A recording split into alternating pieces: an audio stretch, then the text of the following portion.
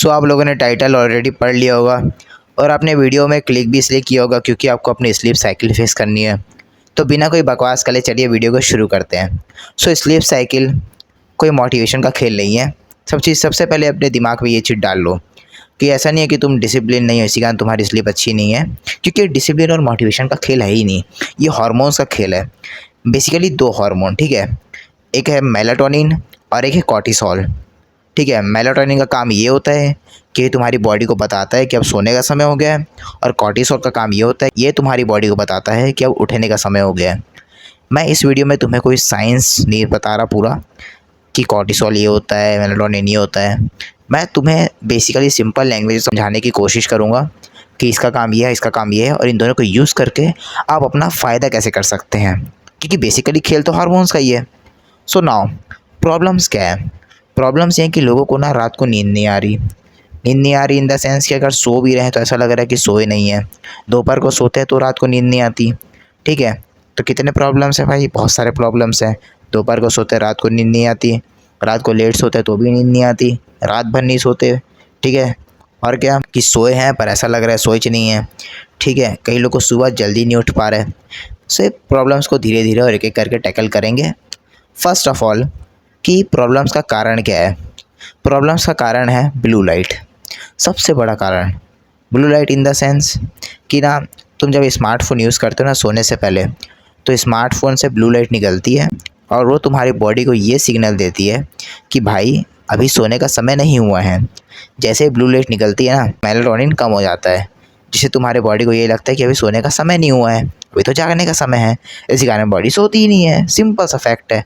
But अब इसके solutions की बात करते हैं, क्योंकि अब तुमने अपने बॉडी को इसकी आदत डाल दी है तो इसको धीरे धीरे तो सॉल्व करना पड़ेगा। ओके, सो नाउ अब सॉल्यूशंस की बात करते हैं। सबसे पहला सॉल्यूशन भाई, जो चीज़ तेरी दिक्कत दे रही है ना उसको हटाई दो। सोने से 1 घंटे पहले मोबाइल फ़ोन से दूरी, टीवी से दूरी, लैपटॉप से दूरी और कंप्यूटर से दूरी, ऐसी कोई भी डिवाइस, ऐसी कोई भी इलेक्ट्रॉनिक डिवाइस जिसे ब्लू लाइट निकल रही है उससे दूरी बना लो। ठीक है, मतलब उसको बंद कर दो, उसके पास आना ही नहीं, उसको देखना ही नहीं है भाई, आंखों में डालना ही नहीं है ब्लू लाइट। ठीक है, ठीक है, ये हो गया पहला चीज़, क्लियर करो इसको, ब्लू लाइट हटाओ। अब अपना इन्वायरमेंट जो है उसको थोड़ा ठंडा करो, क्योंकि ठंडे इन्वायरमेंट में क्या होता है, कॉर्टिसोल का लेवल बढ़ता नहीं है। जब इन्वायरमेंट गर्म होता है ना, ऐसे एकदम थक थक थक थक गर्मी लग रही है ना, उस समय जो है कॉर्टिसोल बढ़ जाता है बॉडी में। अब कॉर्टिसोल बढ़ेगा तो नींद नहीं आएगी। इसी कारण क्या करना है आपको कि ठंडा इन्वायरमेंट मेंटेन करने की कोशिश करनी है। ठीक है, दूसरा ये 2 काम कहिए। इसके साथ ही अपना जो जहाँ तुम सोते हो, जहाँ तुम बैठे हो ना, सोने से 1 घंटे पहले वहाँ पर जो लाइट्स है ना उनको या तो ऑफ़ कर दो, या तो येलो लाइट जो होती है, छोटी सी डिम सी जो लाइट होती है ना, डिम लाइट होती है, येलो लाइट जो होती है ना एकदम कम चमकने वाली, ठीक है, उनको यूज़ करो। ठीक है, जो एकदम सटल सी लाइट होती है ना, बढ़िया मतलब शांति प्रिय लाइट, उनको यूज़ करो। एकदम ज़्यादा चमक धमक में मत बैठो। ठीक है, शांत वातावरण में बैठो। तुम्हें ना बेसिकली ना सोने से पहले अपने दिमाग को ठंडा शांत करना है। ठीक है, ये कर लिए, क्या क्या कर लिए भाई? ब्लू लाइट से दूरी, ठीक है, देखना ही नहीं है ना, मर जाओगे मत देखना। ब्लू लाइट से दूरी, ठीक है, शांत इन्वायरमेंट, ठंडा इन्वायरमेंट, ठीक है, ठंडा इन्वायरमेंट, थोड़ा एकदम भी ठंडा नहीं ना, ठीक है भाई, मतलब ठंडा है, इतना ठंडा कि बिम उसको सह पाओ, समझ रहे हो, सह पाओ भाई, इतना ठंडा है, ऐसा नहीं कि तुम हिमालय पर्वत, इतना ठंडा, ठीक है, सह पाओ। और क्या, कम लाइट वाली जगह में, ठीक है, येलो लाइट होती है, कम लाइट वाली जगह में रहो। अब तुमको सोने का रूटीन बनाना है, पता है, एक स्लीपिंग रूटीन बनाओ। रूटीन इन द सेंस कोई ऐसा काम करो जो तुम सोने से पहले रोज़ करोगे, मतलब तुमको सोने से पहले वो काम करना ही है। अब वो काम कुछ भी हो सकता है, जैसे कि अगर मेरी बात करोगे तो मैं सोने से रोज़ 5 मिनट पहले मेडिटेशन कर लेता हूँ। ठीक है, सोने से 5 मिनट पहले मेडिटेशन कर लेता हूँ, फिर मैं सो जाता हूँ। मेडिटेशन भी ऐसा नहीं कि तुम आधा घंटा लगे हुए हो, नहीं, 5 मिनट का मेडिटेशन सोने से पहले करो। ठीक है, और अगर मेडिटेशन नहीं करना तो तुम कोई अच्छी सी बुक पढ़ सकते हो, शांति प्रिय बुक पढ़ना है भाई, कोई ऐसा डार्क फैंटेसी, ठीक है, एकदम ज़्यादा क्रूरता वाली बुक, ये सब नहीं पढ़ना है। शांति प्रिय बुक पढ़ना है जिससे तुम्हें दिमाग को शांति मिली। ठीक है, या तो फिर तुम नॉर्मली सिर्फ भगवान का नाम लेके ही सो सकते हो, पर कोई भी ऐसा काम करना है तुम्हें रोज़ सोने से पहले, तुम्हें उसकी एक हैबिट बना लेनी कि ये काम तो मैं सोने से पहले करूँगा ही करूँगा, उसके बाद मैं सीधा सोने चला जाऊँगा, उसके बाद और कोई काम नहीं। ये सोने से पहले का काम है, इसके बाद और कोई काम नहीं भाई, इसके बाद सीधा सोना ही है बस। ओके, तुम्हारा एक हैबिट भी बन गया सोने का। हाँ, अब तुम्हें सुबह रोज़ सेम टाइम में उठना है, पता है? सबसे बड़ा की पॉइंट है कि रोज़ सेम टाइम में उठो। भले तुम रात को तुम्हारी नींद पड़े या ना पड़े, पर सेम टाइम में उठो भाई। क्योंकि अगर सेम टाइम में नहीं उठोगे ना तो तुम्हारा सर्कैडियन रिदम डिस्टर्ब होगा, उसको समझ ही नहीं आएगा ना भाई। जब तुम रोज़ सेम टाइम में उठते हो ना तो तुम्हारे बॉडी को और ऑटोमेटिक ना तुम्हारा बॉडी अलाइनमेंट शुरू कर देता है उससे, पता है? कुछ दिनों में अगर तुम सेम टाइम में उठोगे ना रोज़ तो तुम्हारा बॉडी ऑटोमेटिकली अलाइन होते रहता है, अलाइन हो जाता है उस टाइम के साथ, पता है?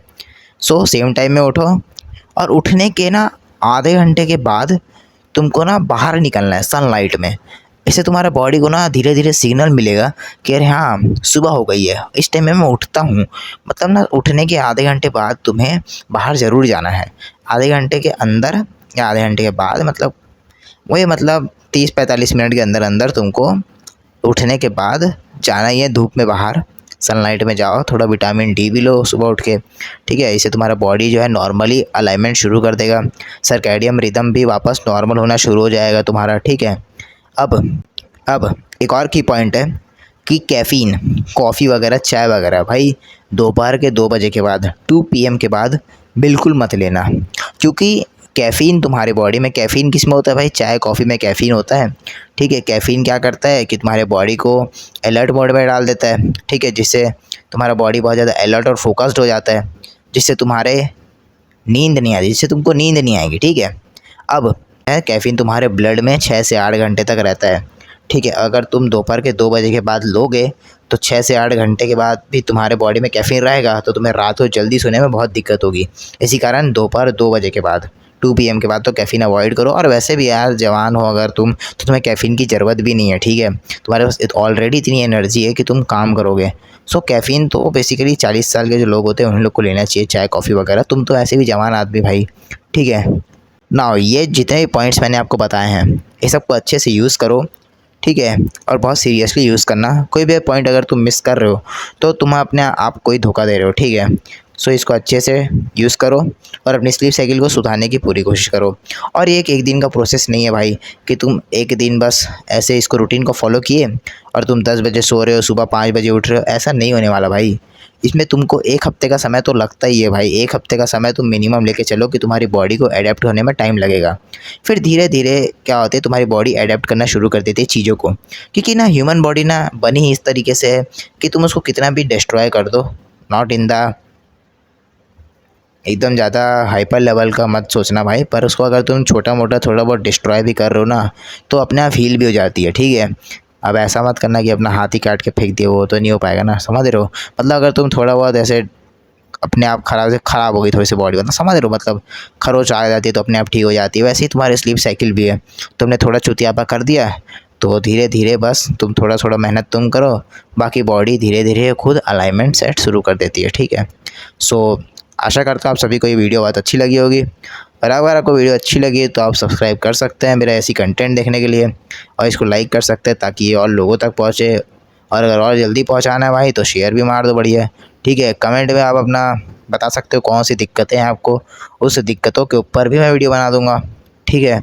सो मिलते हैं आपसे नेक्स्ट वीडियो पे, तब तक के लिए good bye, have a great day.